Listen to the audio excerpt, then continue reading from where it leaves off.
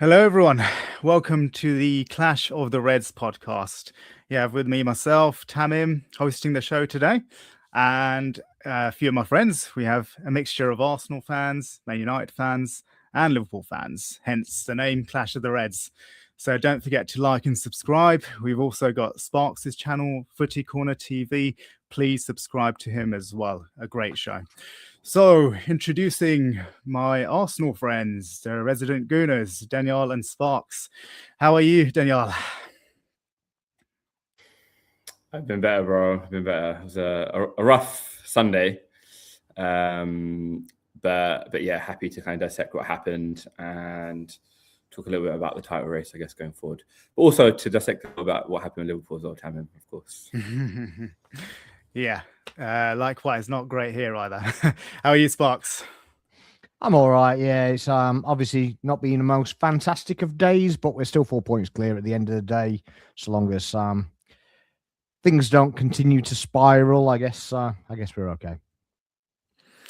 And last but not least, Dog. How are you? Very good. I'm enjoying the We Beat Arsenal trophy, which isn't a bad trophy to have for the year. We'll probably go trophyless for the whole season, but it's a nice little thing to take away. So yeah, pretty good. Nice. We did beat at Trafford, though.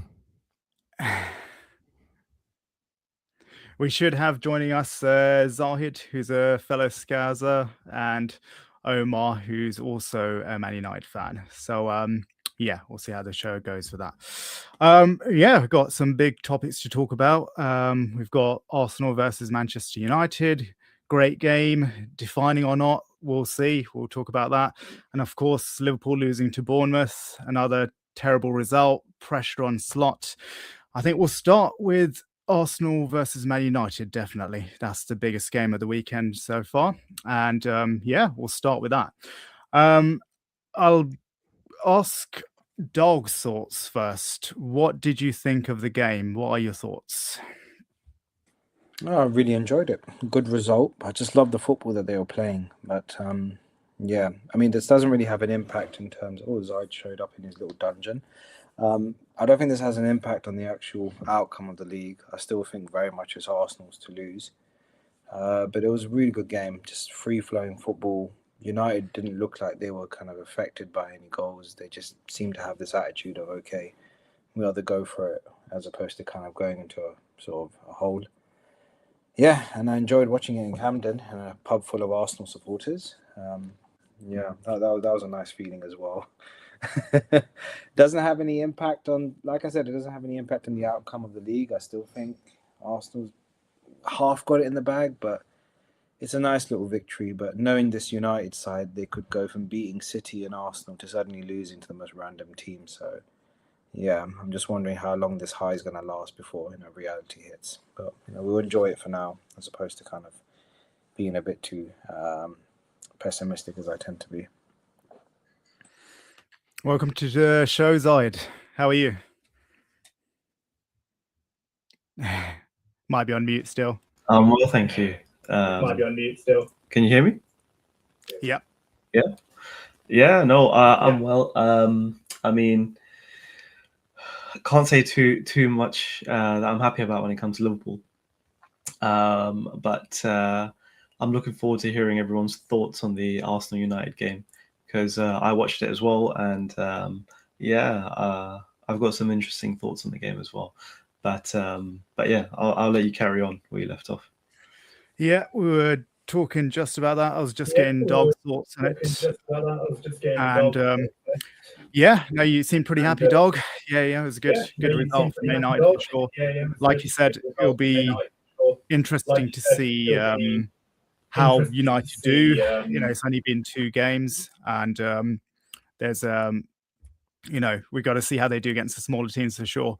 But like you said, I actually agree with you, Dog. I think it doesn't change too much for the title race. They're still 4 points clear. They're always going to run into a bit of bad form. But I want to get Arsenal fans' thoughts. So, Dog, Daniel or Sparx, whoever wants to go for it. Let the resident go.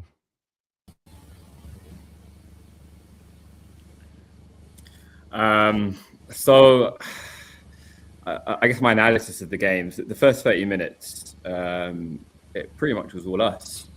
We were in control of the match, creating really good openings and opportunities. I felt like United didn't really break us down, if that makes sense. And what happened was the goal unsettled us in a really, really strange sort of way. Like, we crapped the bed. And I don't know why exactly. Obviously, I think we have to give a bit of credit to Man United. They pressed us. They had a lot of intensity in how they came about attacking us at that point. Like, they knew they had to shy away from the game plan they previously had.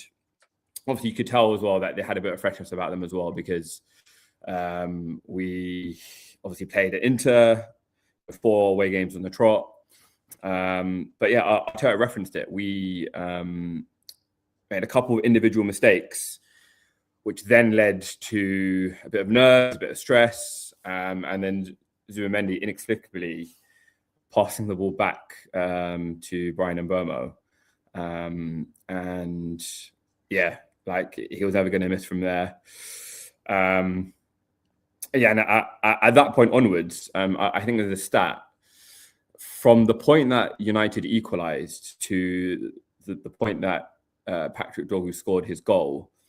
Arsenal only completed 46% of their passing, which is extremely unlike us and how we've been this season. Like, technically, we're normally so secure, and it just felt like we fell apart.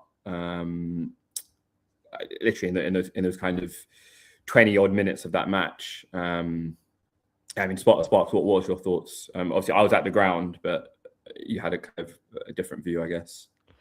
Yeah, I was watching on TV because my wife's at home for 24 hours only. So yeah, I was watching at home.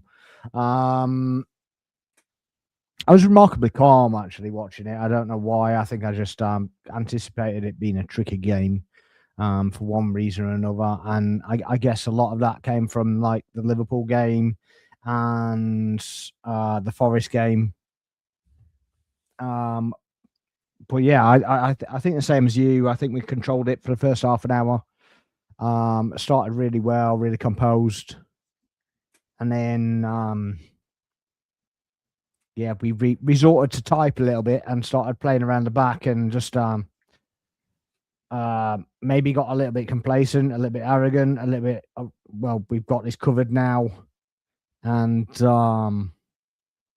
yeah, I love Zubimendi, man. What the hell was he doing? I don't know what he was doing for that. But after that, I don't think there was calling out one player is not really right, because I don't think anybody really played well after that point. We normally come out well after the halftime whistle. We didn't get going. Don't know what was going on really. Everybody, I see a lot of people blaming the manager, and you know, he was his usual placid self on the side, being really animated, telling him to get up the field and get back and whatever. But apparently they can't see that when you know, the agendas roll. So yeah, I just don't know what was happening. There was no press. There was too much time on the ball. Even for Dorgu's goal, there was no closing down on Bruno before he laid it to him anyway. It was just pathetic, really. It was like they didn't want to win. He made 4 substitutions. I don't really get the Hincapié one, unless he was injured himself. I think it was fitness, because he's been out for about a month since the Liverpool game. So yeah, I think it was planned to give him about 60 minutes. Yeah, I mean, I guess that was probably the case, but yeah, I don't really. I think after playing a game, playing a player in a position for a certain amount of the game, I think you just take him off. I don't think you do this switch position. We put the other player on and whatever. Get the guy off. Put Lewis Skelly on. do a like for like switch in that instance if you want to play differently. I just thought it was a bit of a strange one. I thought Odegaard was probably our best player for the first half hour. Yeah, I agree. And then he kind of dropped off. But when he went off, there was no press at all. So yeah, not the greatest day at the office, was it? But with Dorgu's goal, so I'm in the stadium, so I'm sat in my uncle's club level seats, and he often gives his tickets away. So he gave this ticket to like a relative / friend who happened to be a Man United fan. So obviously, like when Mbeumo scored, he didn't celebrate. He just kind of like tapped me on the shoulder, on the knee or whatever. And the Dorgu goal was at our end. And the guy, I bear in mind, I've never met this guy in my life before. I only met him on that day. The guy levers me into the kidneys, like punches me into the kidneys when Dorgu scored. I was like, God damn it, man. Like, wow. So literally the whole night, like my back was hurting. We just lost the game. It just turned into a miserable evening. Yeah, don't really well need deserved, if you ask me. Injury to insult. Yeah, literally. How are you feeling now, Daniel? The back's okay. I put some like cream on it. It was okay, but it was pretty bad last night. Like the pain was radiating to my stomach and stuff. It was a proper kidney shot, man. AJ would have been proud of that. Yeah. Now I was going to ask, how concerned were you about? Neither team really created that much, to be honest. But I thought after like the subs you made in the second half, there'd be a bit more attacking impetus. I mean, what do you think that was? Was it Man United like that shut you down, or was it maybe fatigue from the team? Like, what do you think the reasons were? Were you concerned, or is it just a bad game? What is it? So I think as soon as we went 2-1 down, I think Arteta panicked. Like you normally see a manager make a couple of subs. He might make a couple of subs at 60 minutes and maybe 70 or 80. I know there's substitution windows, but I don't think I've ever seen a manager make 4 substitutions in one hit, basically changing half the entire team. And whether that disrupted us in terms of getting that fluidity, it definitely disrupted the left-hand side, as Sparx alluded to. Like the fact that Timber was there in his unnatural position. I think that nullified us a little bit. Give credit to Man United. I felt like every second ball, every duel, as Arteta likes to win, they were winning them. They were first to beat us in that regard. I think that's where the concern came, I guess. And when I think we'd let them, though. I think that was we did. Yeah, we did. And there was this belief in the stadium, like I've seen stuff saying, the atmosphere was horrible and stuff like that. There was anxiety, but like when we got the second goal, like the crowd was with the team. Like people weren't walking out or anything like that. But Cunha's goal just sapped all of the belief and energy out of that crowd. I think out of the team as well. Like it was curtains from then. And yeah, like credit to both goals, like the fantastic finishes. Dorgu's never scoring like that again, though, is he? Let's be honest. He is never scoring another goal like that. I do you think there was maybe a suspicion of handball on Dorgu? I don't know what you thought, Sparx. Whether I think it's sacrilege to give handball for that. I think it's an absolute joke. I actually don't think that you could actually tell if it had hit his hand. But my problem with it is there was a Havertz one against Villa that got ruled out when his hand's on his body and it touches his hand. The previous one against Villa, where the guy guesses, and because the rules of VAR is that it doesn't overturn it if there's no evidence. You're like, at that point, I think you forget the on-field decision. I think it goes through its own parameters of, can you see it's handball? If you can't see it's handball, then you give the goal. And I think that's the right decision here. Honestly, I see loads of people crying about it. I see plenty of people crying about the attacking of corners. The particular one that I saw was there's four Arsenal players are on the touchline around, and there's 8 Man United players. So it's like, well, if anybody's blocking the goalkeeper, it's the Man United players, not the Arsenal players. So it was a bit weird. And I think it was Casemiro basically had his arm around Gabriel's neck.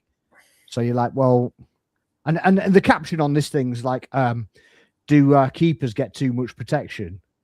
And then the very next tweet is mad, right? The very next tweet went into Martinez when he went down to get the tactical thing on, to get the trainer on or whatever, so that they could do tactical switches. And he's got hold of the ball, and he literally just goes, "Oh," like he's just got a kidney punch, so it's like his mate's a Man United fan, and they could punch him in the kidneys. Very apt. But yeah, he's literally gone on the floor, and you're just like, you're talking about keeper protection, and then he's just getting away with that. So yeah, I thought it was a bit mad, but. It's a fair result. I don't see there's anything wrong with the officiating. I think on a 50-50 level, I think Paulson had not the greatest game he's ever had, but I don't think there was any real big decisions that he particularly got wrong.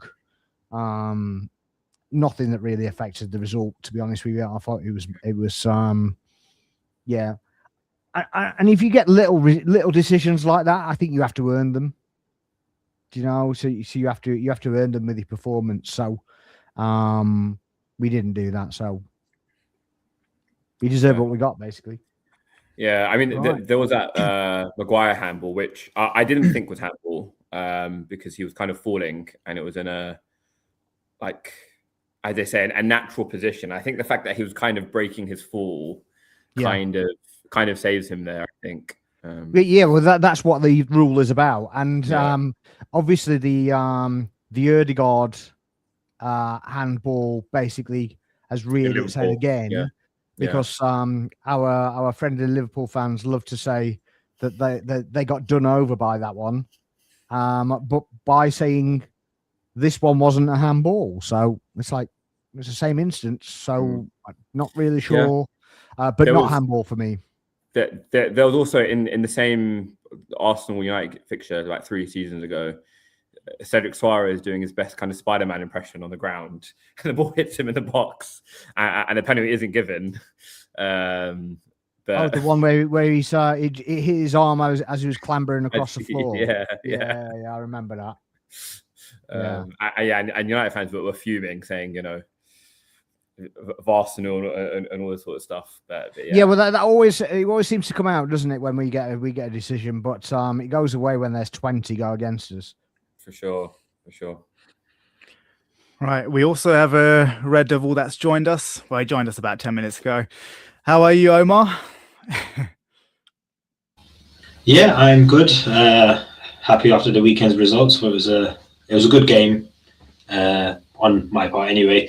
But yeah, it was a tense watch. I know you guys were saying just now that, you felt, like Sparx was saying, that didn't think, particularly after the goals, that Arsenal weren't as threatening, but I know sitting there watching it, I did feel worried every time you guys went forward. I don't know if it's just because of our leaky defence or your strength in going forward, that I did feel at any point you guys can get another goal back. So I was never really comfortable, except for maybe after the Cunha goal, as Daniel said, you could just saw the deflation of the Arsenal players. That said, they were done after that. But up until then, I was like, it can swing your way, and it almost did. Yeah. What are your thoughts overall on the game, Omar? While we're on you, might as well get your thoughts. What do you think overall? Yeah, so I think as pretty much what Daniel was saying, yeah, Arsenal were the dominant team for the first third of the match, and I think if you saw my message on the group, I was like, yeah, well, especially after you got that first goal, I was like, yeah, we're not coming back into this now. They'll maintain their lead. They'll probably even get a second or a third, and yeah, it was just dumb luck on our part really that we got those opportunities. But I actually think it was the first one, the one that Fernandes missed where Saliba got his touch on it. I think that's when you guys started getting a bit more rattled. And I think that kind of lifted us. I feel like after you scored your goal, that's when we actually started coming at you a little bit more. So that's when we got a bit of a boost. And that Fernandes missed that probably should have restored your faith that you guys have actually got this. But for some reason, it just went a bit further down after that. What are you? Sorry, yeah. Just on that, I do think it's an element of a psychological barrier there. Sparx, do you remember the Southampton game 3 seasons ago where it finished 3-3? And I remember every Southampton game that finished in a draw when we'd either be at home or we'd be away. And it was always, yeah, just mad. Ramsdale makes a mistake. And obviously, this is in the running. It's in April, so you can understand like the nerves and the anxiety. It kind of felt a bit like that. Like the players, it felt like we were in the middle of the run-in and like the title depended on this match. Like there was no composure there from the players, and I was just like, guys, it's January. Like just calm down. Yeah. And I think obviously United played on that and capped players on that. It is my feeling. The thing is, they've got more winners in their side than we've got, so you know, obviously, that's the thing, and really that's why I want to win the League Cup, and it's not the only thing I want to win, but I want to win the League Cup just so that pressure's released a little bit, and they get over the line and just literally just go, right, okay, we can win, we can get there. A lot of the headlines go away. I know that there's been a lot of treble, minimum of a treble that Lee Hendry said, which is absolute nonsense. For anybody to say a minimum of a treble when it's been done so little in the Premier League is just madness. So obviously it's gone from the League Cup isn't enough. It's got to be one of the big ones. To now we're on a treble, but it's a crap league. So even winning it, it's it's no real assertion because it's a crap league. So everybody's just letting you win. Yeah, like Rio Ferdinand said, like we're very lucky that everyone else is crap. It's like, well, I would. My rebuttal to that isn't he lucky? Aren't Man United lucky? Because if Liverpool weren't crap, if Chelsea weren't crap, if Newcastle weren't crap, there's no way Man United being fourth right now. And it was quite funny as a bit of a backdrop that the Man United went above Liverpool. It was I have to get that one out. I mean, we're supposed to be doing back-to-back and this, that, and the other. The real bottling's gone right under the radar. It's just madness. But I don't understand why slots changed it so much anyway, to be honest with you. The irony of like some Liverpool fans rooting for United yesterday. I'm like, come on, lads. These are your top 4 rivals. Yeah, just mad. Absolutely mad. Man United fans are doing it. Let's not get Man United fans are doing it. What? What's that, Zahid? I was just saying they've played 2 games where they've got to sit back and then counter, and they've played against teams that are attacking against them. Let's see what they do when they have to face a low block and they have to go out and attack themselves and break down a defense for 90 minutes. It'll be interesting to see what Carrick can do in that sense. But yeah, I mean, I think it was almost as if it was the perfect first 2 games for him to take over, because there was 3 hits, aren't they? Yeah, exactly. They were both free hits. what I found interesting from the game was that just like Liverpool had that chance with Bradley hitting the crossbar when Arsenal were a bit complacent at the back. This time against United, you gave them 2 opportunities until they finally. We only had the 1 opportunity and we didn't capitalize on it. They got a second chance and they did capitalize on it, and it was almost as if. Let's not pretend you didn't park the bus as well, though. Let's not do that. Yeah. Oh yeah, I mean we can talk about Liverpool parking the bus against lesser teams than Arsenal. That's absolutely fine. We can get to that point, but yeah, I mean, I feel like Arsenal were playing with a lot of pressure. They didn't need to play with that kind of pressure. It was if you had won. You would have continued your 7-point gap, right? You're still 4 points clear, but you can see now that the pressure is now making a difference on these Arsenal players. As we're getting closer, as we're back into the sort of the Champions League games as well, we've got midweek games as well as weekend games. I feel like this is crunch time to see what difference that will make as the season goes on. And whether the Arsenal players have the mental fortitude to carry on through the rest of the season and continue their lead. I think you're fine, to be honest. I mean, if there was a time in the season to have a wobble, I'd prefer to have that when if I was 7 points clear to begin with. So in that sense, I wouldn't get too frustrated about it. But yeah, it was incredible to see. It was tactically, it was interesting because United played with the impetus to draw Arsenal in, to create the spaces by drawing Arsenal in, holding onto the ball, drawing them in, then playing triangles around them to then create breaks and counter. And yeah, I mean, Bruno Fernandes missed a great chance. I'm glad Mbeumo took his chance, otherwise that would have been bloody annoying. Because before that, I think he ran clear and then cut back. And then that's when Bruno missed his chance. I don't know. I feel like we were completely ridiculing Dorgu at the beginning of the season. Like, who is this guy? He's not worth anything. And then he comes out with a screamer, and he actually played well the rest of the game. He was quite an attacking threat. He's very direct as well. But yeah, and then it was interesting to see Arteta make those 4 substitutions. And then I don't know how long it was before he finally made his 5th substitution. And it was a bit interesting how he made 4, waited like 10 minutes or something, and then made the 5th substitution. I don't know what the thinking was behind that. But also, I feel like there was a lot of emphasis on the fact that Arsenal scored 2 scrappy goals and United scored lovely goals, basically attacking goals, and you know shots from outside the box. But I feel like that is also this is the way Arsenal have found that's the way they have to play to break down teams that basically go all out defense against them. And a lot of the game against United, I was counting, there was 11 men behind the ball when Arsenal were attacking, so it was difficult to break down United anyway.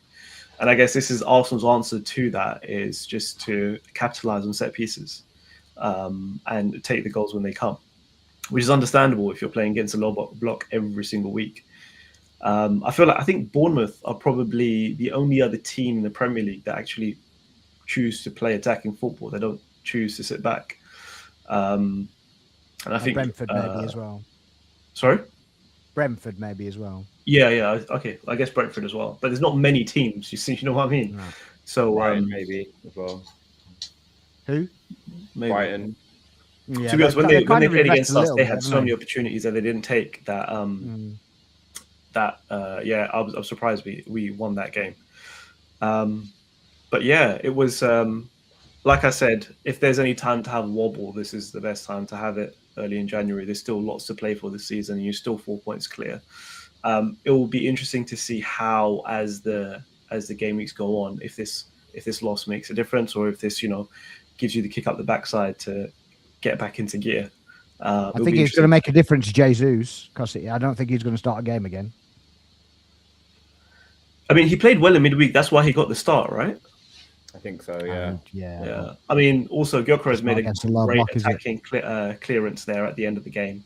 I don't know. He was where offside anyway. I think it was a foul anyway, wasn't it? It was offside. It was Yeah, a foul. it came up. Yeah, it was offside. In the end. Was it I offside mean- or was it foul? I can't remember. It was a foul. I think, I think it was a Foul, foul. But what gets me is that the defenders can do whatever they like to attackers, but as soon as attackers touch a defender, they do that tumble, and it's weird. And Cunha, for all his decent work, that play acting at the end is just not necessary. You just don't need to do that.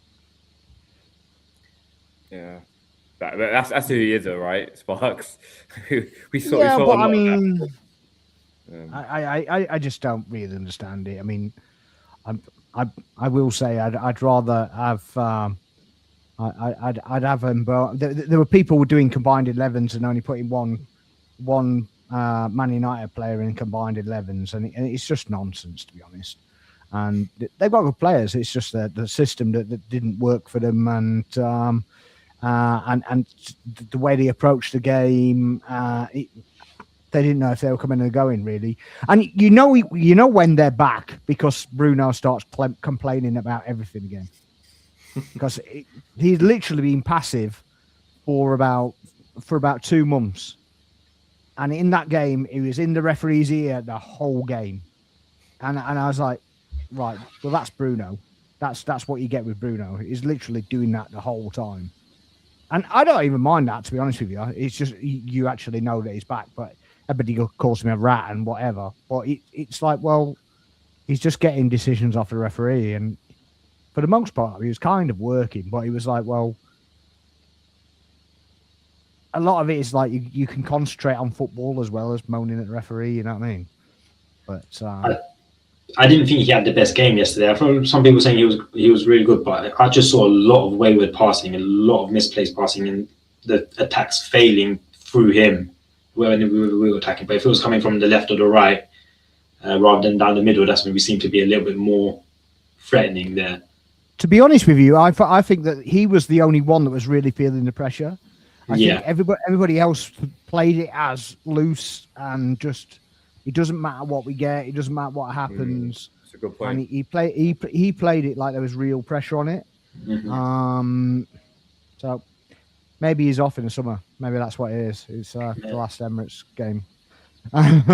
So, what do United boys think of what you're saying about Bruno maybe moaning a lot to the referee? You know, he's had that a lot, you know, in his career, right? What do United boys think of that? I mean, do you guys mind that much, or do you like the passion he shows? What are your thoughts on Bruno? You might as well go first, because I'm going to say something inappropriate. Sorry. I mean, I know Roy Keane complains about it, but he was probably in the referee's face just as much as Bruno was. He might not have been flapping his arms about as much, but Who was? Roy Keane. Now, back in his playing days, he was probably in the referee's face just as much as what Bruno does. Just doesn't flap his arms about and have a moan with the rest of the players compared to what Bruno does. But it is what it is. It's part of the game. A lot of the players do it, particularly in the European circuit. You see whenever you're watching the Champions League, you see Real Madrid, Barcelona. They're all the players always surrounding the referee. So it's not a great thing to see, but there's not much we can do about it, really. Yeah, and if anything, it's probably worse with the Spanish teams. So very good point. Very good point. Anything to add, Dog, or in full agreement with Omar? Nothing. I mean, it makes sense that he probably wants to, when his Twitter got hacked, they wanted to do a collaboration with Bonnie Blue. So that's what I'm sorry, man. I could have helped myself, innit, man? Probably showing how far his lungs can go, but like last week, you don't want to get cancelled, innit? So moving on. While we're on United, actually, I was going to ask you guys, what do you think of Carrick so far? I mean, it's only been 2 games, and like, you know, you guys, Zayed and Sparx mentioned, it's 2 teams where, you know, the pressure's not quite there, 2 top teams they've played against. It'll be interesting to see how they do against smaller teams. But still, at the same time, have you seen instant differences between how you guys are playing versus like how Amorim was maybe setting up? You can sort of see the players seem to have a bit more freedom. Supposedly they're having a little bit more walking around a bit more of a smile on their face. Apparently, Amarim's training sessions were very intense and very tactic focused, whereas and quite long, so that was draining the players. Whereas Carrick's ones are a lot more shorter, faster, and supposedly have a bit more freedom in their training session. So apparently that's put a bit of a smile on their faces. So I think he's managing the players probably a little bit better, using the players to the best of their ability. So where Zahid mentioned, where at the beginning of the season, Dorgu was getting a lot of heat.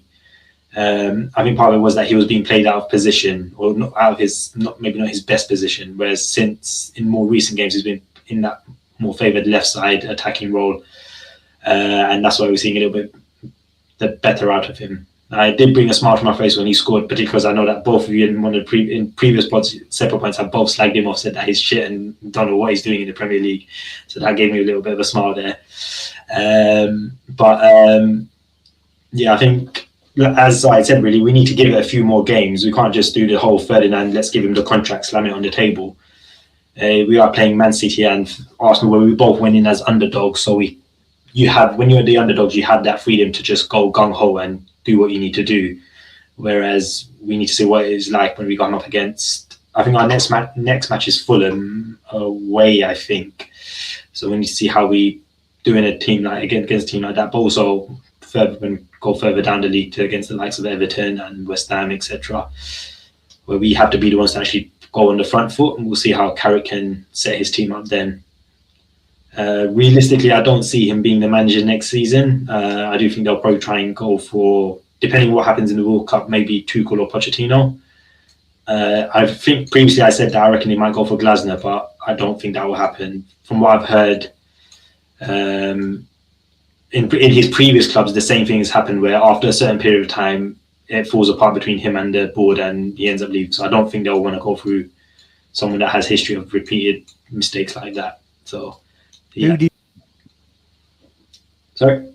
Who do you want? Who do you want as manager? I don't think he would go for it. I would like to see someone like Xavi come into it and just see how he handles the Premier League.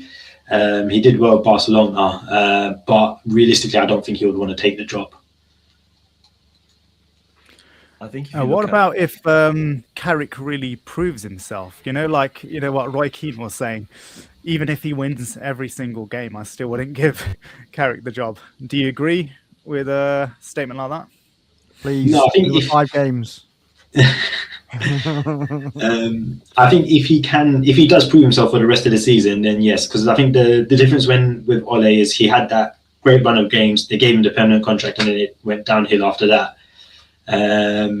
If he can maintain that, then I wouldn't mind him getting the job. It would be nice to keep an old figure at the helm there, and keep that continuity of the players going into management and sticking with United. But yeah, I think with Roy Keane, there's a bit of history between him and Carrick's misses. So I think no matter what Carrick can do, Carrick can bring home a treble next season, and Roy Keane will still not be happy about it. So behave, dog, behave. So I was listening to Cunha talking after the game about what impact Carrick has had on the team, and he mentioned about how how they were talking about they need to bring in someone with United DNA back into the club, blah blah blah. So Cunha was talking about how Carrick has been able to bring across to the players the importance of playing for United and what it means to the fans and to the city and that sort of stuff. But also he's also basically made it out to the players that everyone is against us, and he's made it a us against them mentality, and in that sense he's managed to bring the team together. With regards to Oliver Glasner, I think the United board are more than happy to bring someone in that they can just puppet master, and that's why Carrick is there really. I feel like someone like Oliver Glasner, if he is the kind of manager that wants to speak out and give his 2 cents, then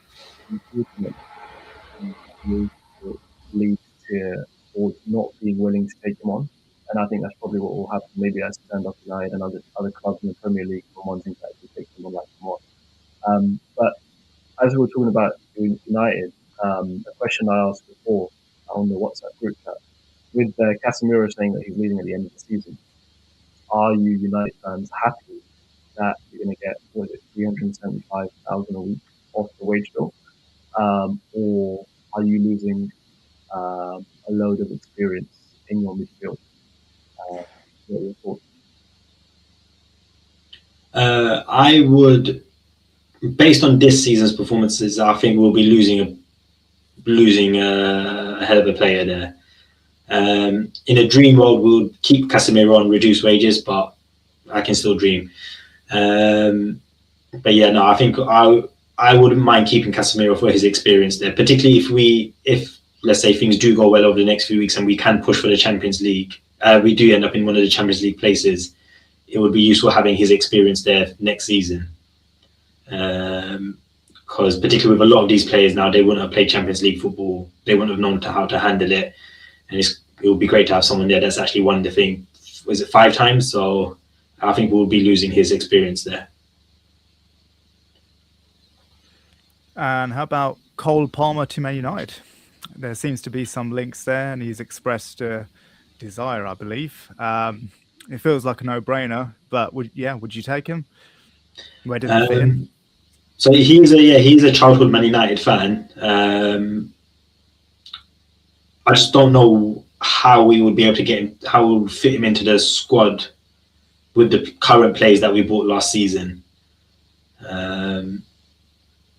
Yeah, that's my only reservation. How would he be willing to accept to be like on a squad rotation basis, or does he want to be starting every week? So yeah, that's my only hesitation. I don't know how we would fit it, and particularly with I would say our priority would be more a deep lying midfielder, and maybe someone as another fullback as well, rather than another attacking player. Dog, what do you think of the Cole Palmer links? I think he's just missing the proper chips you get up in Manchester compared to the shit you get in London, man. You know? Yeah, cool player, interesting. Would he work in United? Probably, but knowing United, things might go tits up. And you said we know when they face small teams. Just to clarify, isn't Arsenal a small team?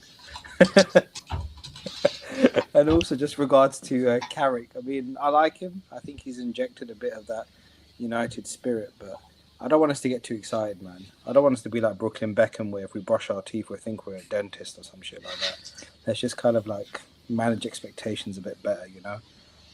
Keep him to the end of the season.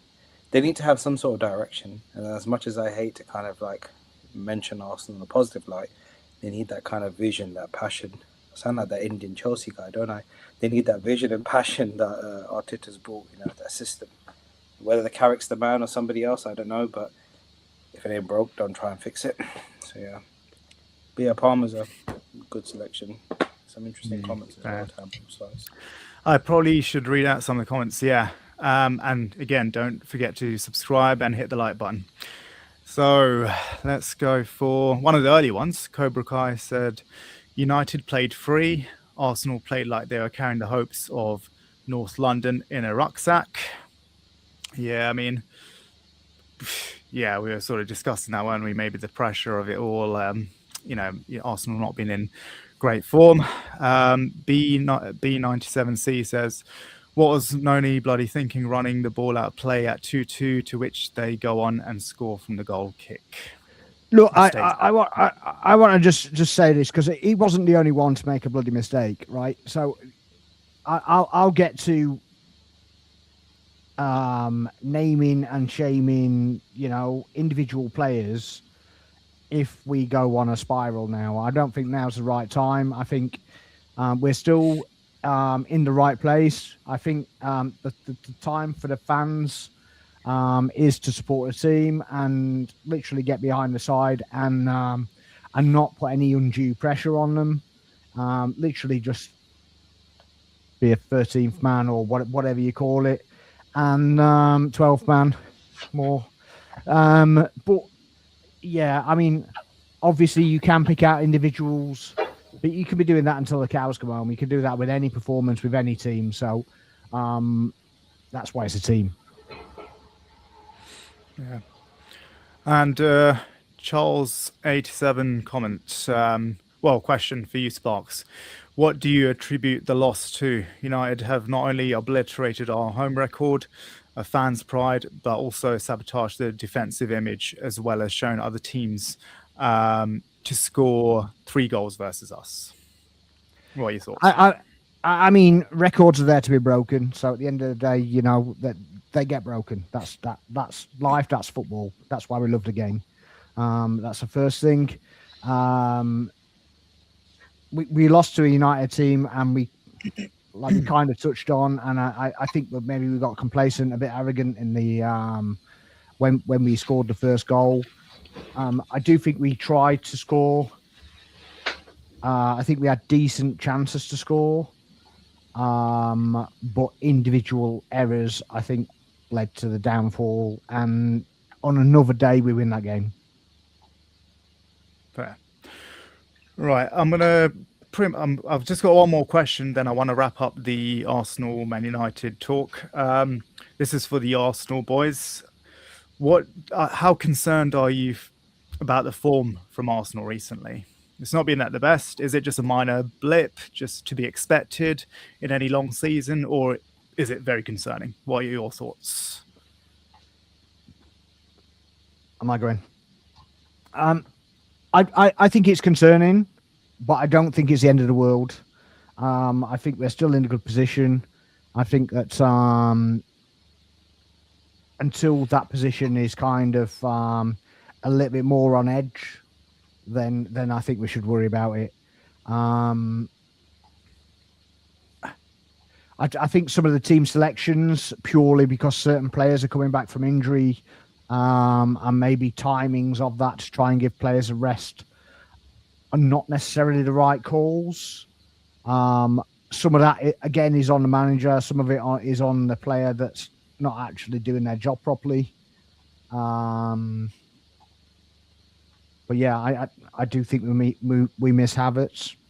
And I know a lot of people are probably going to get on my case for that because, obviously he's been ridiculed. But Jesus up front on his own is not the one. Shouldn't be sent there on his own.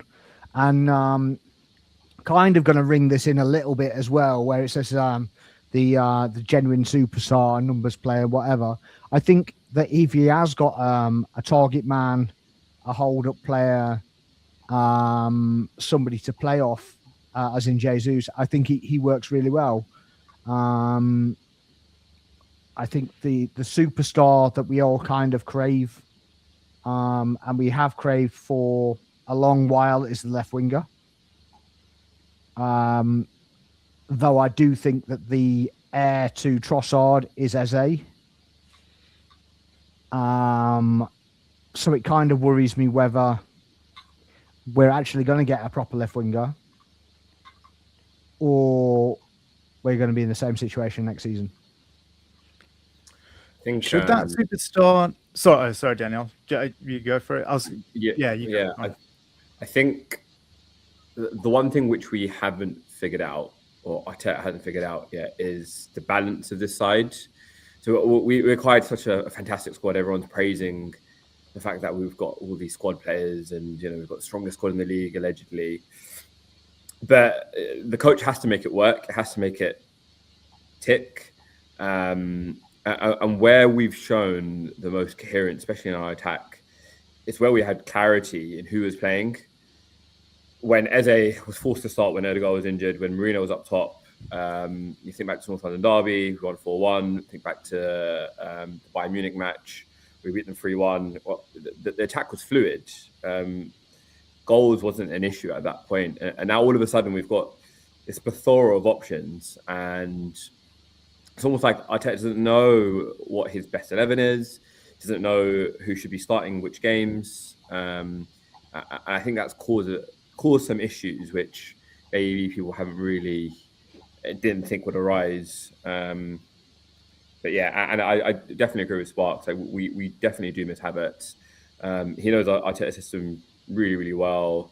The best that we looked attacking wise when we scored 90 plus goals was in that 89-point season where Havertz played up top.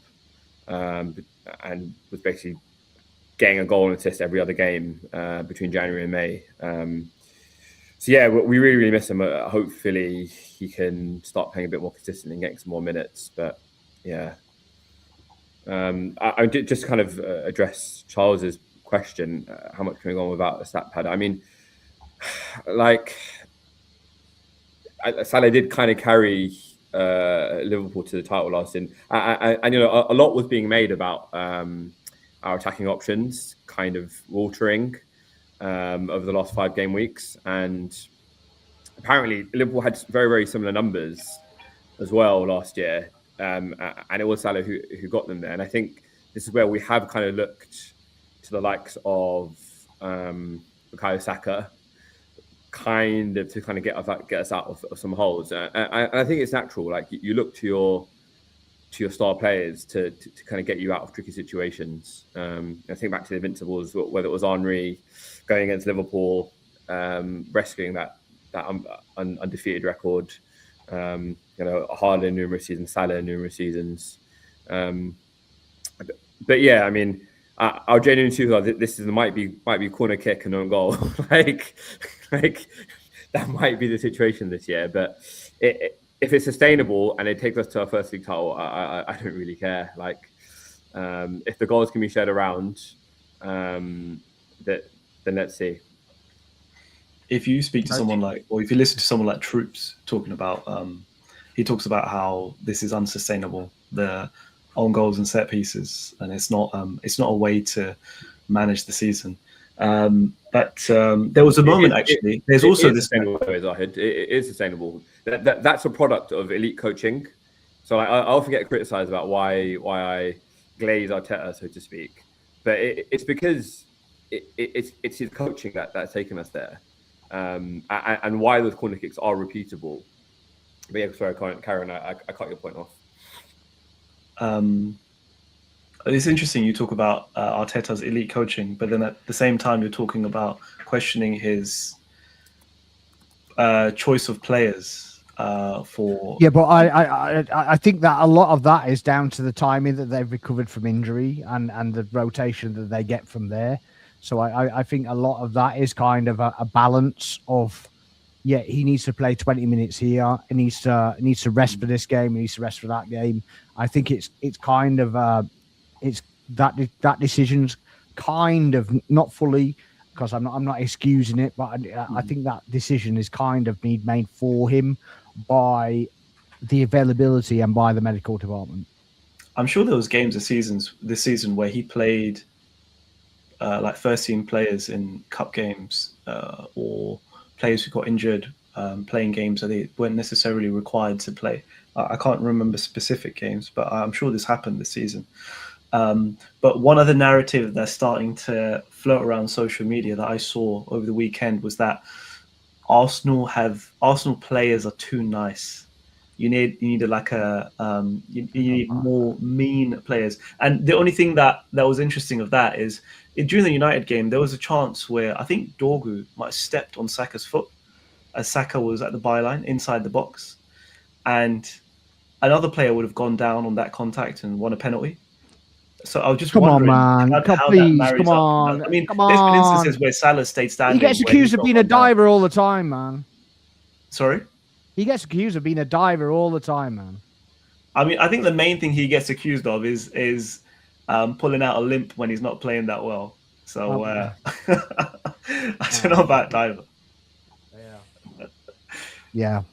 Diving and putting on a limp is the agenda that he gets puts on against him. So it's basically on the back of his head. If he goes down, he's going to be labelled that again.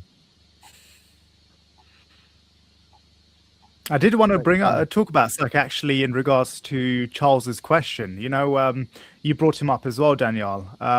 Do you think we miss a genuine superstar such as a Haaland or a Salah? I would have thought that would be Saka. I would have thought, you know, at this point in time. What are your thoughts on that? Yeah, Saka's form has definitely nosedived a little bit, I think. And yeah, I do think that hamstring surgery has kind of caught up on him a little bit, I think. and I kind of agree with B's point here. You know, did Saka really need to play 90 minutes against Inter? We were already through at that point. You know, maybe there could have been a bit more management of his minutes to kind of keep him a bit fresher for this game. But yeah, I don't think he scored in the league since Brentford at home, I believe. So yeah, we do expect more from him for a guy of his talent. Yeah. I think he's desperate to get a goal now as well, and it shows that he's kind of panicking in all sorts of situations. So he's not passing when he should pass, and you know he's just shooting all the time, just try and get that goal. You know, obviously same as everything, isn't it? Yeah, I agree with SJ's point here. Things like scoring by committee and it's working at the moment, I don't think it's necessarily bad. Yeah, I mean, again, I think a lot of this narrative around Gyökeres has come from this idea that he was going to be our Haaland type figure. This is the guy that was going to propel us to our first ever league title in 22 years, and he was never going to be that guy. I mean, Arsenal fans were crying out for a centre forward before you signed him, and as soon as you signed him, Arsenal fans, I'm not saying all Arsenal fans, but Arsenal fans were saying that he's basically the Messiah and he's going to lead you to the title. So it's not turned out the way you wanted it to turn out, but I mean, it's his first season. Who said that? Sorry? Who said that? Who said he was some kind of Messiah? Oh, I mean, I'm paraphrasing, but the way Arsenal fans were celebrating his signing, it was very much that he was the missing piece of the puzzle. I mean, to be fair, I was watching streams with your fans that basically said when Isak signed, you were feet up and you were going to romp the league. Yeah. So I would say that not every fan speaks to every fan. You know what I mean? Yeah, no, I'm sure. I mean, it's the same for any club, really. Yeah, exactly. But you were clamoring for a centre forward, and then when he was who you signed. But yeah, it hasn't turned out how you wanted it to turn out. I'm sure you wanted him to be that goal getter for you. Well, absolutely, but we don't get to choose, do we? You know, unfortunately, we don't hold the checkbook, if that's even a thing anymore. But you know, we kind of just have to suck up and get behind the player that we signed, and if it doesn't work, then he gets sold, isn't it?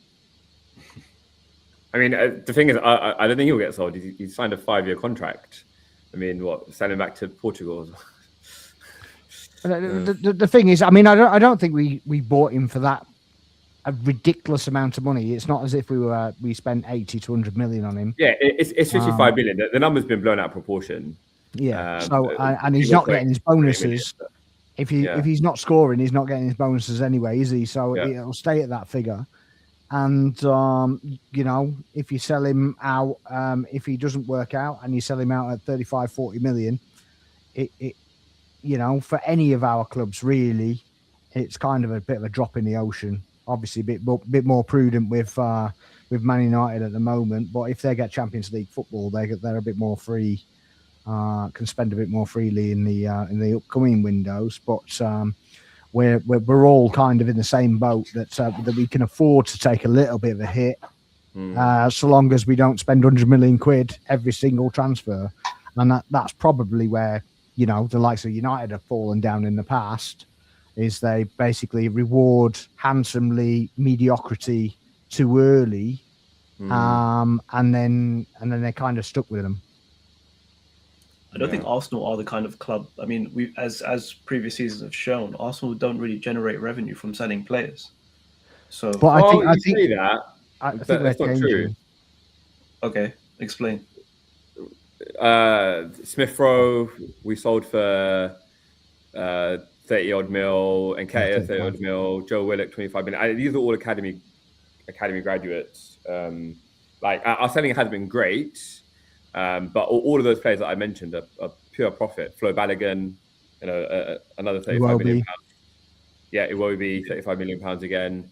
So yeah, we aren't in the same league as Liverpool when it comes to selling players and selling your deadwood, so to speak, for a handsome amount of money. Deadwood that's still getting in first team, by the way. Yeah. And it's like you literally go off selling a Deadwood player, and it's like, oh, we want 75 million quid for him, even though he doesn't get in the first team. You're like, the thing is, you didn't cash in on the Saudi bag when it was there, you know. That's what we cash in on our players. Yeah, I mean, Coutinho, you're still spending the Coutinho money, isn't you? That's still going on. We won selling the Coutinho, getting the Coutinho money. So we were in Champions League as well. So I'm not complaining. No, I'm not saying that. It's just like if you ever have a conversation with a Liverpool fan about transfer spend, it's always the Coutinho money. We're still spending that. I think it was just because it was just done. It worked out so well for us more than anything. Oh yeah, absolutely. I got no qualms whatsoever. I mean, even Suarez, he paid like 23 million, something like that, and sold him for like 80 or something. So yeah, obviously we missed that kind of thing. Even like the Henrys, the Van Persies, and whatever didn't go for anywhere near that figure. Even you know, Fabregas and whatever, we've never really got fees for. But I actually think that's I think the model is changing. And we all thought that Mertesacker was doing a decent job in our youth setup, and apparently it appears not, and he's been fired. So yeah, obviously it just shows what we know. You know what I mean? When we're looking from the outside, you know, it obviously shows that that they have standards for the training academy, and maybe now they're not looking within the club, and they're now going to go with you know, serious players, and that's kind of what we all hope for our own clubs, that we get serious people in, rather than just somebody that's towing the line and yes sir, no sir, 3 bags full sir, and then you end up with Marquinhos for 3 million quid, and it's like yay. Or Anthony for 70 mil, or you could have got Szoboszlai, and you ended up with Willian. yeah, exactly. Yeah. Right, I think we should move on. Good segue to Liverpool. Yeah. Timing's right. So yeah, we should move on to Bournemouth versus Liverpool. Another bad result for Liverpool and Slot. Yeah, it was just not great at all in any aspect. Bournemouth deserved their win. We didn't look good at all. They had a higher XG than us. In my opinion, it was just the same old story. Have more possession, but do nothing with it. Sideways passing, not looking a threat in open play. And even when we sort of pulled it back to 2-2, it was from a corner and a free kick. It was, yeah, I mean, not that, you know, those goals don't count. Set pieces are all right when you do it, though, yeah? No, I've not complained about you guys doing it. So, you know, like you said, you can't take opinions from 1 or 2 fans and say it's everyone. But, yeah, it was a case of, yeah, not looking good in open play, not looking good at all, and defensively making mistakes again. Yeah, just the same old story. I think the pressure's, yeah, obviously building more and more on Slot. No wins in the Premier League in 2026. Not a great stat with the squad that we have. Zahid, what are your thoughts on our terrible team? I think it's interesting because I was listening to Slot after the game on I was listening to Slot after the Champions League game, and how he was talking about pundits complaining about Liverpool looking boring because having to play against low blocks on a regular basis in the Premier League, and when they get a chance to play against a team that sort of comes at them, then they have a better chance in terms of scoring goals and whatnot. And I guess it kind of made sense what he was saying. But when you start to see things like Slot talking to Curtis Jones on the byline and telling him to get into that space, and Curtis Jones is like, what space? Like, what are you talking about? I feel like his tactics are not going across to the players. I think maybe there's too much confusion. Maybe it's getting a little bit too complicated, and all the players just getting confused. I feel like Van Dijk, unfortunately, he's been an absolute champion for us throughout the years, and he's just, even though he has a very nonchalant way of playing football, I feel like that's unfortunately starting to show now, in a sense that he can't necessarily do that week in, week out. He made a couple of mistakes that led to goals. And there are cracks starting to show at the club as well, with Van Dijk coming out and saying that he doesn't want Robertson to leave. Whereas, you don't expect your captain to necessarily say anything like that goes against the club. It should be aligned with the club. I think even the fact of us considering selling Robertson is ridiculous in itself. We need someone with the experience there in the defense. I mean, like we discussed before, it should have probably been Robertson starting the season and then Kirkes slowly building into the season, rather than them alternating positions or Kirkes starting. So I don't know. There's things that have happened this season in terms of Slot's man management and how he's chosen to go about games. Even some of the substitutions that he made. I mean, Rio and Gamua came on and made more of an impact in the 7 minutes he played than some of the players that were on the pitch. He also decided to rest, or not. He didn't start Ekitike, and I think Gakpo started the game. Ekitike had to come on. I mean, surely Ekitike should have started. I know we had Champions League game, and we've got Champions League game coming up, but are we playing a team from like Kazakhstan or something at home? So surely, like, I don't know, some of the decisions that have been made, I'm not too happy about. There's lots of talk now, especially about what do the club do? Do we wait until the end of the season and potentially fall out of Champions League places and then bring in someone new? Or do we cut short the relationship now, get him out now, go in for Xabi Alonso and give him like the end of this season and then pre-season to kick on for next season? It's really, I feel like it's a really sad story, It's really difficult for us considering we won the league last season with him. He's still got that in the bag, but what do we do with the rest, with everything else that's happened? Liverpool, I feel like most Liverpool, or a lot of Liverpool fans anyway, are starting to lose their patience. We're not necessarily the kind of club that, I see us as being kind of club that would let him see out the season and then take it from there. We're not the sort of Chelsea where we'll just cut short mid-season, or we're not cutthroat like that in that sense. But maybe we need to be, to an extent. I don't have an opinion either way about how we should do it or what we can do, but I feel like maybe the players are losing, the manager's losing the players basically, and the tactics are getting lost somewhere within that. And unfortunately, it just continues to go downhill. We had an unbeaten run, but it was, as you know, it's like the worst unbeaten run we could have had. It was like a Leeds unbeaten run. Yeah, or Unai Emery's unbeaten run at Arsenal. No, but he had loads of wins. Emery had loads of wins. True.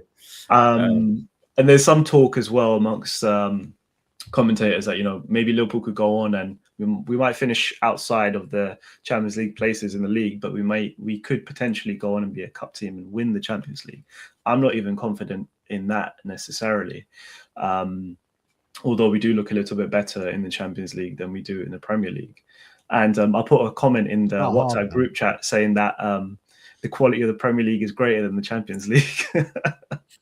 And that was off the Liverpool loss against Bournemouth. But yeah, I mean, I think Bournemouth played well, and I think they're worthy of their win. It's just another bloody long throw in at the end of the game and a scramble in the box. It's just ridiculous. But these are the things that are just outdoing us this season. So, Zaid, I saw a comment saying that Slot's lost the dressing room. And I was like, I don't think he has. But what do you guys think? I mean, I think everything's rosy when the team's winning. He's had this whole Salah saga to deal with this season. I mean, last season even this season, Konate's contract has still not been signed. And we don't know what's going to happen with that. There is some, when things are going well, everyone's happy, everything's gelling. But when things aren't going well, then things start to come out, leaks start to happen, and that sort of stuff. So, like going by that clip of Curtis Jones just arguing with Slot, saying like, "Where do you want me to go?" Like, it doesn't make sense where you want me to stand or where you want me to play. I feel like maybe something like that. Maybe the ship is turning. Although I was watching a video today actually about what happened with Xabi Alonso at Real Madrid and how he lost the dressing room and like the kind of egos that he had to deal with at Real Madrid and Florentino Perez. I don't think we've got anything as extreme at Liverpool, because I mean these are the same players pretty much that won the league last season. So I don't know what's happening. I mean, I guess if things continue to go downhill from here, then obviously then more cracks will start to show. But yeah, I guess we'll have to see. We'll have to wait and see what happens. Yeah, and interesting, you mentioned about is he losing the dressing room or not? I was kind of, having similar thoughts. Do you remember when the was it the second goal for Bournemouth when Gomez got injured and Slot was telling our players to get the ball out of play, but they chose to ignore his instructions. And I think Van Dijk was asked of that after the game.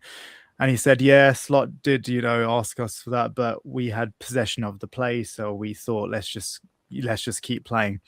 Yeah, ignoring your manager or your coach's instructions. I mean, is that losing the dressing room, or can that happen routinely in any game? I don't know, but that did cross my mind a bit.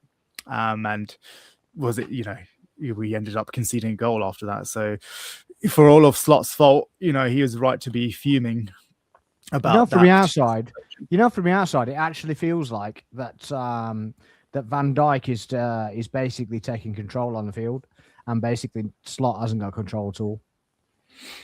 That's what it looks like. It could like. look like that. Yeah. It could look like that, and that could work if he was actually playing well and not making bloody mistakes. Yeah, but he's not a coach, is he? At the end of the day, that's the point.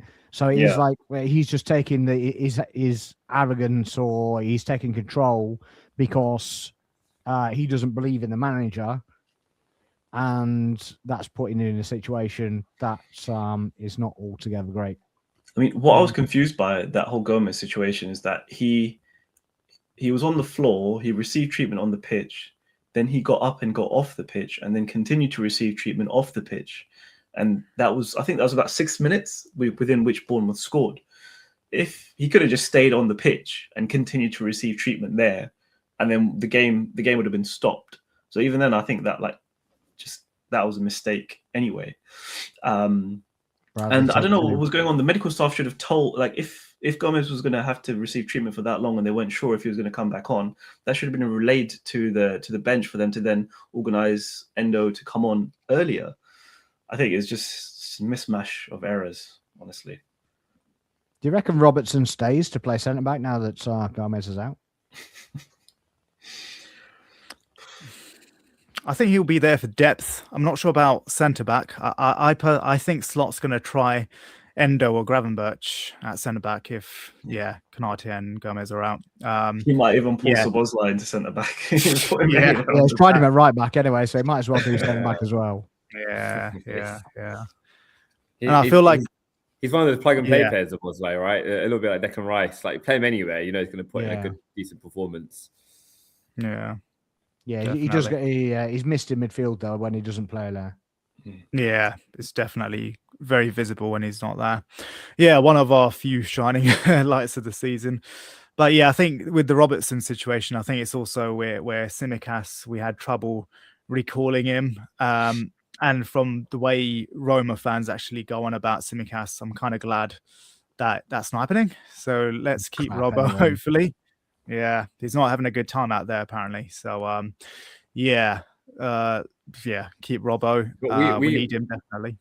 But we had a bit of debate about the Robertson move, didn't we, Tamim?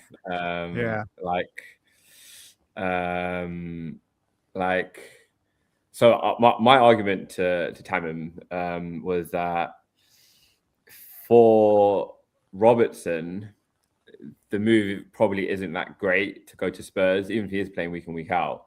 One, he has to adapt to a new club, a new city, and his powers are already on the decline. So my thought is, whilst he might provide an immediate solution to Tottenham, he felt a little bit like, Arsenal signing Cedric Suarez or Arsenal signing Stefan Lichtsteiner. Someone who at some point had won some things, but what was clearly on the decline. Yeah, I mean that was my take on it, and I think Cameron thought I was trying to compare Robertson himself to those players. Like, no.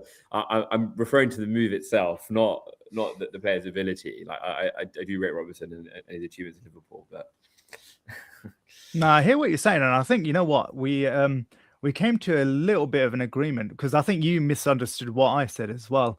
When I said I think for a short-term move, just as a backup for where Udogie is very injury-prone, Jed Spence has been playing a bit further for Spurs. I don't think it's necessarily a bad move for Spurs. Like, I think it's one of those, I would liken it more to like a Milner moving to us, where he's not at his best. He's not a world-class player at that point in time, but he's still provided us value, even when we were squad building. Like, just through the experience that he's had as a player and at the top maybe level. Another Trippier, maybe something like a Trippier. Yeah, exactly. Some sort of depth and bit of experience in the in the game itself. Like you said, actually, if he was going to be expected to be a week in, week out starter for more than a year, that's not going to go well. Like, whenever Robbo plays more than 2 or 3 games in a row for us, you start to see it.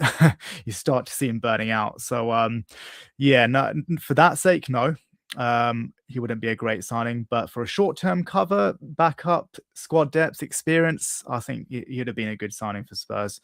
But I'm just glad it's not happening. Yeah. Oh, it's definitely not happening now. It seems like it, yeah. Unless maybe the Tsimikas situation changes. But hopefully it doesn't. But yeah, no, sort of going back to the game, and you know what you're saying. So Zaid, are you quite torn on, do we sack Slot now and get Xabi in? Like, do you have a yes or no to that, or are you very torn? I think the problem for me is that I think we have to get Champions League spot next season. Either that's by winning the Champions League or finishing the top 4 spot. If we bring in Xabi Alonso, maybe we'll get a new manager bounce initially, but it will still take time for his tactics and his way of playing. Because I know, from what I understand, when he was at Real Madrid, he wanted more discipline from the players. He wanted more tactical video analysis as well, and he had restrictions on certain things as well, which the players didn't like. I feel like that's not necessarily going to happen at Liverpool, and I think they'll be more open to his return. But there's a risk that if we bring in Xabi Alonso now and we don't get Champions League, we don't finish in the Champions League spot, then what does that mean for next season? Although there's also the risk that we continue with Slot and we don't get Champions League qualification for next season either. I feel like I'm kind of at the point now where if things continue to get worse and we finish outside the Champions League spots, there's a higher chance that some of our players might want to leave at the end of the season, and there may be more players going out. If we bring in Xabi Alonso now, then even if we don't do so well towards the end of the season, they've still got like, we're going to get a whole season with him. He's potentially going to get some money to spend in the summer as well. I feel like there's no good answer to that question, but I'd be happy to take Xabi Alonso now. As much as it pains me to say, because we did win the league with Slot, like I said. I mean, with the way our season is going, from having won the league last season, I mean, it's just horrendous. It's a laughing stock, I think it's time to cut our losses and let Slot go, unfortunately. Yeah. And I think Wirtz would be very happy to work with Xabi Alonso again. But yeah, I mean, the case for Slot out is getting stronger by the day. Like I said, no wins in 2026 in the PL. Only 5 wins in the Premier League since October. The stats are pretty bad. More than 20 points behind compared to where we were last season. Yeah, the stats are getting worse and worse, aren't they, for Slot? So not good. I wouldn't blame the board for going for Xabi right now. Maybe it's time. Maybe it is time. Wanted to read Charles's comment. Why choose to blame the wind? Why can't Van Dijk own it? off late, he has been whiny a lot. Yeah, I do agree. To be fair, yeah, like Zaid actually said before, you're not even playing well. You're making mistakes, and you're choosing to moan and whine after you lose, rather than better rallying type answers to these questions. Can I just make a comparison? So yeah, after Arteta lost yesterday, he said, it's essentially said it's down to me. It's my fault. He took accountability for the loss. So the start. But that's why he gets hated for. Apparently, I think Slot is what everybody thinks Arteta is. Yeah, exactly. But yeah, Slot clearly channeling his inner AFTV there, blaming the weather. Did you listen to his pre-match press conference? Slots or Arteta's? Slots. No, what did he say? I don't know. He was on Beanie Man Sports, and it was just literally, it sounded like a 2-year-old was giving a coaching session. It was horrible. I'm just like literally just going, what are you waffling about? And he was like just stating the obvious, you know what I mean? It's like, something about set pieces. If we do the set piece goals, then we win, and if we don't do the set piece goals, we lose. And if we do this, we don't do anything. And if we don't do that, and I'm like, you're not doing yourself any favors here, mate. You're just making yourself look like a clown. But look it up on Beanie Man. It's so funny. All right, we'll check it out. Yeah, I mean, yeah, definitely. I've not seen every interview of his, but there's a lot that, like you said, he's not really doing himself any favors. Not getting results on the pitch, and then not really backing things up with the post or pre-match interviews for sure. Yeah, I mean, time's ticking. I said to these guys, like, I can see what Slot is trying to do, but I don't think he's going to last. Like, there's been a few positives, like in what he's done, like obviously winning the league itself. Then also to a few of the players, like I've seen improvements with Curtis Jones, the way his decision making has improved in the final third, and that overall tiki-taka style of play that Slot's trying to implement, the amount of touches we're getting in opposition's boxes, how much better we are in tight spaces. It's that sort of model that Pep at City, Barca, what Arteta's doing at Arsenal, that ability to hold the ball further up the pitch. That's what he's been trying to do, but I don't think he's going to last with what his perfected image is, because defensively he's not done enough work there. The pressing game is weak. And also man management wise, charisma wise, he's nowhere near Klopp's level. And you do need those bits as well as, being able to play good passing football. So, yeah, it doesn't look likely he's gonna stay. Yeah, that's it. Charles also says, I think Xabi's on fans' minds since his news. He's on players' minds, yeah. Verts' mind, I do believe that, and a few others maybe. He's on Hughes' mind, he's on FSG's mind, so it kind of feels like an internal sabotage of something, of getting something better versus what there is. Not sure about internal sabotage, maybe not. It's hard to tell. But yeah, I think they're actually doing what they think is better than what the coach is providing. I don't think that it's sabotage as such. I think they genuinely think he's better, but it's not. Yeah. Will Liverpool strengthen before the window shuts? No. Gahey was the obvious target, but who next? I don't know if you've seen anything different, Zaid, but it looks like we're not really, or not any sort of big first team sort of players. I think they've shut down any potential moves in the transfer window. Gahey should have been the one. It should have been over the line in the summer, but that didn't happen for a few reasons. Glasner's sake, who's leaving Crystal Palace anyway. Thanks for that, Glasner. But yeah, like Gahey should have been the one. That could have been a bit of a game changer for sure, especially with Konate's and Van Dijk's poor form. Yeah, it looks like we're not going to get any top centre backs, which we need, and a defensive midfielder, which we need. We're not going to get either. I don't know if you've heard anything differently, Zaid. I've seen options in terms of who we've potentially been linked with and who would work well in the team. But if if it's been shut down that we're not going to sign anyone in January, I think that's the club preparing for a new manager in the new year, in the new season, because they don't. I guess the club will be stuck in the position where, do we want to bring in players that Slot wants, but then maybe the next manager might not want, or do we wait and just make him work with what he's got? Although I don't know how long you can have Wataru Endo playing at centre back, or Gravenberch playing at centre back.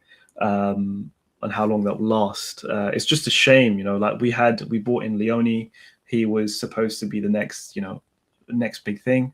Goes and does his ACL, and then that's it, we lose him. And then we also got rid of Kwanzaa, we sold him, and then you just can't depend on Gomez. I think wasn't his injury a collision with Alisson as well? Yeah. Was that first goal, wasn't it? I don't know what he's supposed to do. Yeah. So and then obviously Konate does tend to get injured. He does also tend to get injured as well, which is annoying. So I mean, we really need a centre back, but I don't see the club going and signing anyone with 4 days left. I mean, I might be surprised, but I feel like the club's probably prepping for the next manager for next season, and not looking to sign anyone at the moment. It was interesting talking about Oliver Glasner. I wonder if they had a conversation at the beginning of the season or before the season started that the club maybe said to him, we're not going to sell this person, we're going to sell that person, and then maybe he said, okay, maybe I'll stay or something, and then they lose Gehi, they lost, obviously Eze left, and you see him and how he's come out and thrown his toys out the pram. Saying that basically club aren't supporting him. But then you look at Iraola at Bournemouth, losing Semenyo, he hasn't said a thing, and he just got on with it. So it's interesting to see. I feel like clubs would look at Iraola and think he was much more sort of hireable than someone like Oliver Glasner. Is it Silver or whatever? That's at Fulham as well. I think he's probably the same. I think the difference there, though, is that Palace have European football, so they're having to play twice a week, every week for most weeks. So they do need a deeper squad to handle a workload like that compared to the likes of Bournemouth and Fulham. And that grueling Thursday, Sunday schedule as well. But I feel like that's a conversation that the head of the club should have had with Glasner to say, okay, we're in Europe, but are we going to financially back you on a European run? Or are we just going to see how far we can get with what we have? It's just, I guess it depends on what the conversation was that was had. It's hard to say. Yeah. SJ, I think you'll miss out on CL without strengthening. Yeah, could very well happen. 32 goals conceded in the league term so far. Yeah, it could happen, definitely. United maybe in better form. We'll see. See what happens with Chelsea as well. I wanted to ask you guys actually, as well, somewhat neutrals, Danielle, Sparx, Omar, and Uzi, what would you do if you're a God forbid, a Liverpool fan? Would you want to sack Slot right now and get Xabi in? What do you guys think? I think it all hinges down on the dressing room. If he's lost the dressing room, then at that point you have to get rid of the players there. But if the players are still backing him, then I would say stick and just see what happens over the next. I'd say give him at least another half a season, the summer next half season, and if it's still bad, then maybe have to get rid of him. Just drawing parallels to the Amorim situation at United, he hadn't really lost the dressing room, maybe up until the final week or so. But up until then, most of the players were supposedly still following his. Going along with what he was planning there. It was more his arguments that he had with the higher up. So I think in that sense, I think it has to be based on what the dressing room is saying. If the dressing room is still backing him, then stick with him. Yeah. It's good point about like losing the dressing room or not. I think ultimately that's what cost, going back to Arsenal, Emery his job. He did lose the dressing room.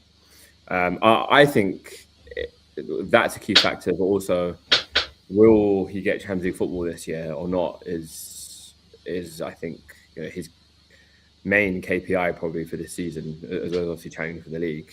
If he doesn't get Champions League football, not following United route and giving him another transfer window, and then sacking him mid-season will just causes us for next year. So probably best to make that break at the end of the season and then hire someone fresh for the beginning of next year is my take. Yeah, I completely agree. He's got to be given to the end of the season. I think he's earned that winning the league, whether it be in his manner or not. I just think he's earned the time. So yeah, he must have prerequisites to meet at the end of the season. I mean, the main goal was to go back to back with the money he spent, but obviously that's not happening. So I think that the minimum has to be Champions League qualification and or winning the Champions League, because you're out of the cups now. I mean, you could win the FA Cup, couldn't you? I suppose, but out the League Cup, Champions League, yeah. So you could still win a cup maybe, and that'll buy him time again. But I don't know if you want to buy him time. Yeah, again, it's whether they fall into that United pattern, right? Like United won the FA Cup and then gave Ten Hag another window and another beginning of the season. Yeah, he wasn't followed by a league title though. Yeah, true. Dog, what do you think? Just to give some perspective, Slot has accomplished in 2 seasons what no Arsenal manager or Manchester United manager has managed in the last 6 years, and for Arsenal, the last 22 years. I think Slot deserves the right to have a bit of time. If he's having a shit season, that's fine. He's won the league from last year. If next season is terrible, then that's a different conversation. But I think he's earned enough kind of credit to be there. Even if he finishes in the top 6, that's still not bad compared to where Liverpool were at the start of the season. So I wouldn't most Liverpool fans would just they're a bit topsy-turvy, aren't they, innit? Just tell them to go watch the 2005 Champions League highlights. They'll be okay after that, innit? But yeah, should be okay, I think. He deserves a bit more stay. Yeah. Absolutely. See, look, I can diss Man United and Arsenal at the same time. That's equality in true sense. Yeah, you can put Chelsea and Spurs in there at the same time, though. You know what I mean? They're the same. No, let's not open that door. I'll go quiet. It's 12:05. I've been quiet for the whole night. I'm not going to say anything now. I was just saying, there's options. All right, I think we'll wrap up shortly, but we'll go for a couple of things, predictions, and maybe very quickly, just a bit while we're talking about transfer window. Anything anyone wanted to add about transfer window talk from Arsenal, Man United? No, nothing happening for us in January. No. Well, there was some whispers of Julian Alvarez. I think I've seen some clamoring for him. Yeah, it's not going to happen. But yeah, if only Arsenal signed a striker. It's not happening. We just bought a striker. Yeah. I'm not buying another one in January. Anything for Carrick or nah? Probably not. Not whilst his interim manager. They'll wait till the summer and see who they get in as permanent, and then let them decide what's needed. So I don't see us doing anything. If anything, we'll probably just be offloading players, but I don't see us doing much this transfer window. Fine. Okay.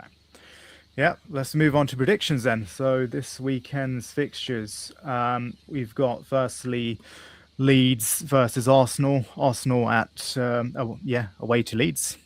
Let's go around predictions. We'll go Danielle first.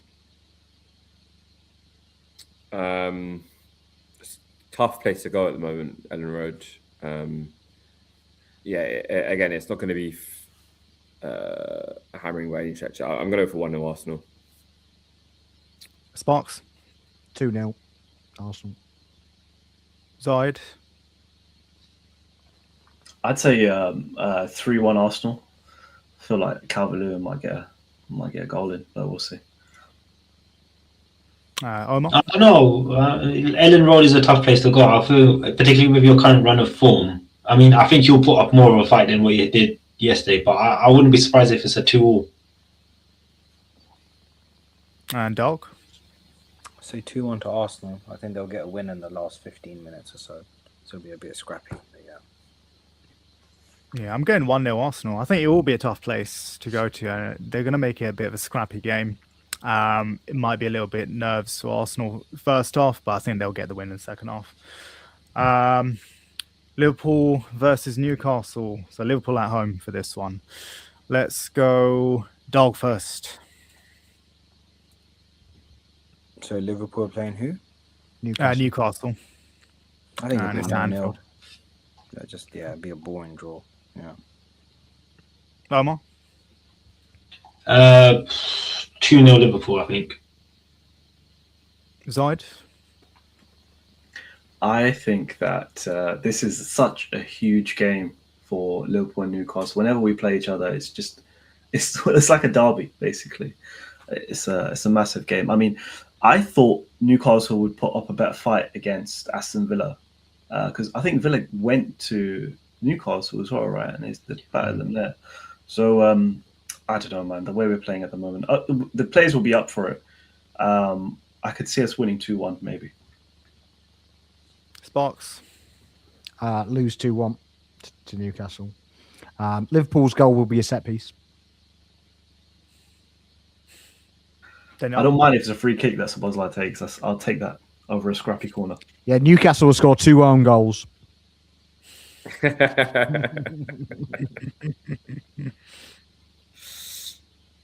Danielle, what do you think? I agree with SJ. I think it'll be a 1-1. Yeah.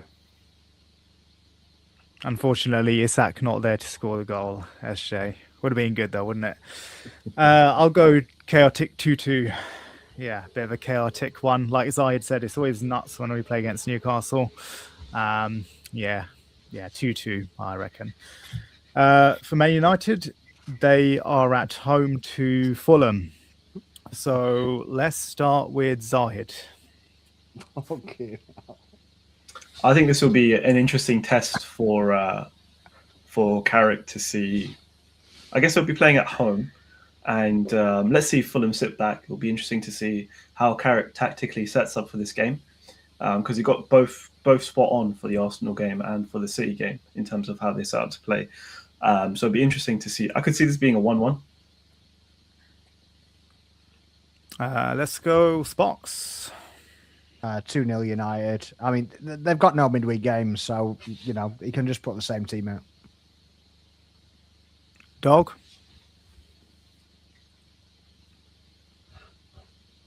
So who's United playing again?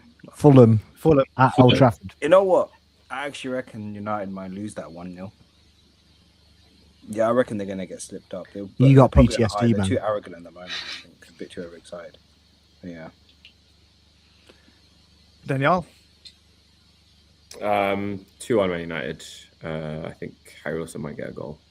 But yeah, maybe Bruno or Mbeumo might get the goals for United, I think. And Omar. No, I think I'm going to agree with Zayed on this one. I feel like this one might finish as a 1-0. I feel like it'll be a bit more chaotic from United, not as structured, because as Zayed said, going up against a team that might play a bit deeper, which we'll struggle against. I think it'll finish as a draw, 1-0. I'm going 2-1 United. Yeah. And I guess that wraps up the predictions. Are we not going to do a prediction on Spurs and City? We've got to do a prediction on that, surely. Okay. Yeah, fine. Spurs City. Right. Who's home? Spurs. Spurs at home. Ooh. Danielle, you go first. Go on. City are going to hammer them. It's going to be 3-0. Like, Spurs are going to just get their tummy tickled. I think it's going to happen. Let's go Zahid. Yeah, I can see a 3-0 City win. I don't think Tottenham have anything, to be honest. I think I guess we'll see with Gahey now in their defence. Let's see if that brings some solidity and some assurance in terms of how they play out from the back. But yeah, I don't see Tottenham doing anything. And let's not forget Thomas Frank's a Silver member as well. So Although when they play against each other in previous seasons, Tottenham haven't done too badly. It's usually been an open game, and Tottenham have scored goals. Yeah. Other than when we needed him to do something, but yeah. Omar? Yeah, I think it's going to be a 3-0. I think Tottenham's home form has been atrocious, so it should be a fairly straightforward win for. Fairly straightforward win for City there. Got there in the end. Yeah. And Sparx. I'm going to go 3-2 Spurs, purely because Frank is an Arsenal fan, and he's going to have his cup on the touchline, and he's literally going to upset all the Spurs fans. And when they win that game, they'll want him out even more. That'd be brilliant. That'd be absolutely brilliant.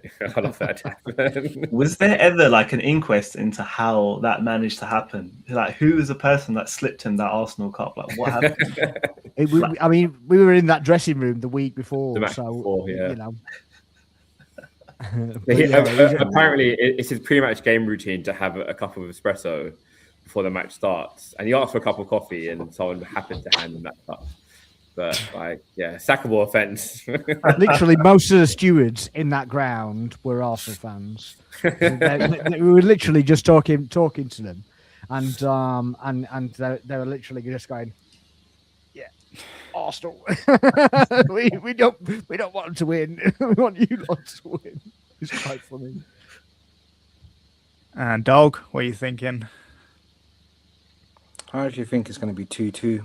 I just don't trust City at the moment. I think they've kind of got it on the plate right now to kind of go past Arsenal, but they've just been so shit this entire season. I think they're going to give Arsenal a lifeline, and that's what Arsenal's going to run with to help them win the league. Honestly, I'm just not convinced by City at all.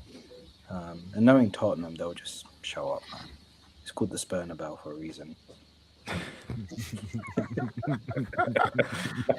know that one. I'm thinking, you know what? Spurs have always done all right against City. They just park the bus, take the pressure, and counter-attack. And they've always had like fast wingers, fast attackers for that. I'm not sure, you know. I'll go 1-1. I mean, I'm taking a draw any day of the week, to be honest with you. I'm all right with that. Absolutely, yeah, absolutely. Yeah. I predicted a win for the banter, but you know what I mean. But yeah, I'll take a draw. Yeah, more points dropped for City. Yeah, I can see that happening. I can still see, despite what happened with Arsenal and United, City's still going to drop a load of points. So this could be one of those games for sure, definitely. But no, I think let's wrap this up. Thanks to everyone that's been listening. Again, please like and subscribe. And also subscribe to Footy Corner, who is Sparks' show. Yeah, thank you, everyone. And peace out.